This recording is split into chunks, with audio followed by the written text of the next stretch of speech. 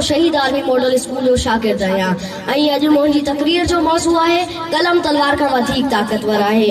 आउं पंहिंजी तकरीर जो आगाज़ हिन शेर सां कंदसि।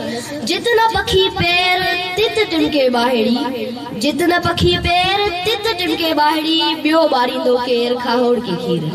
न्याय जी इज़्ज़त मौज अज़ीम उस्ताद साहिबा, साम्हूं वेठल सिंध जो शऊर कारून झरगा वेंदे कश्मीर ताईं मुंहिंजो दड़ो जी मिट्टी जा वारिसो ऐं पिंडाल में आयल सभई बाशऊर ऐं बाकिरदार नौजवानो, अस्सलाम वालेकुम। जनाब सदर, अॼु इन स्टेज ते मूंखां पहिरीं मुंहिंजा केतिरा ई दोस्त पंहिंजा जज़्बाती जोहर ॾेखारे विया आहिनि ऐं आउं बि हिन मौज़ू कलम तलवार खां वधीक तेज़ आहे ते लबे कुशाई कंदसि। मौज़िज़ हाज़रीन, कंहिं ॾाहे जो कौल आहे त जंगियूं कॾहिं बि युद्ध भूमि में नाहे जीतियूं वेंदियूं, पर जंगियूं हमेशह पंहिंजे दिमाग़नि में जीतियूं वेंदियूं आहिनि। मौज़िज़ सामीन, असांखे इहा भली भित सम्झणु घुरिजे त दिमाग़नि जी आबियारी तलवारूं न पर कलम कंदा आहिनि। इन करे असां चई सघूं था त कलम तलवार खां वधीक ताक़तवर आहे। तलवार जी धार सिर्फ़ इंसाननि जो रत वहायो आहे, जॾहिं त कलम इंसान जी अक़ल ऐं फ़हम, मसावात ऐं बराबरी जो ज़ामिन रहियो आहे। तलवार जो वार इंसाननि जी तज़लील ते रक़्स कंदड़ आहे, जॾहिं त कलम इन काइनात जी ख़ूबसूरती ऐं इंसान ज़ात जी मोहबत ऐं ॾाहप जा मज़मून लिखिया आहिनि। इन करे असां चई सघूं था त कलम तलवार खां वधीक ताक़तवर आहे, जॾहिं त कलम वक़्त जे ख़ुदानि ऐं जाबरनि जा पटका धोड़े विझंदो आहे ऐं कलम ॾाढे क़िस्म जा वॾा वॾा कोट धोड़े विझंदो आहे। जीअं के शाइर चयो आहे, कलम सां आहे मुंहिंजो प्यार, कलम सां आहे मुंहिंजो प्यार, कलम त आहे मुंहिंजो हथियार।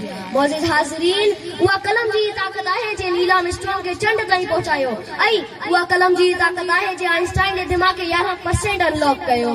मौज़िज़ सामीन, तारीख़ जे वर्कनि में कई किस्सा रक़म थियल आहिनि जंहिंमें कलम तलवार जी धार खे कई हथ पुठियां छॾी पंहिंजी हिकु नई तारीख़ रक़म कई आहे। जनाब सदर, तलवार जी सिर्फ़ हिकिड़ी सूरत आहे त हू तलवार आहे, पर कलम जा अहिड़ा केतिरा ई रूप आहिनि।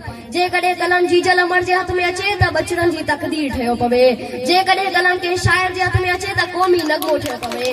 जनाब सदर, जेकॾहिं कलम शागिर्दनि जे हथ में अचे त क़ौम जी तारीख़ ठहियो पवे ऐं जेकॾहिं कंहिं वली जे हथ में अचे त दुआ ठहियो पवे।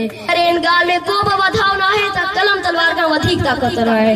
हाणे आख़िर में उहे लफ़्ज़ चई पंहिंजी जाइ वठंदसि।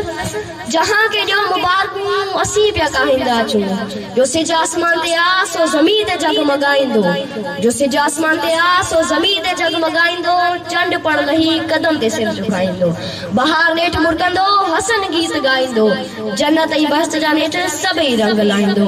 उथो आसमान के हेठि ज़मीन ते लाहींदा अचूं, जहां के ॾियो मुबारकूं असीं पिया ॻाईंदा अचूं, असीं पिया।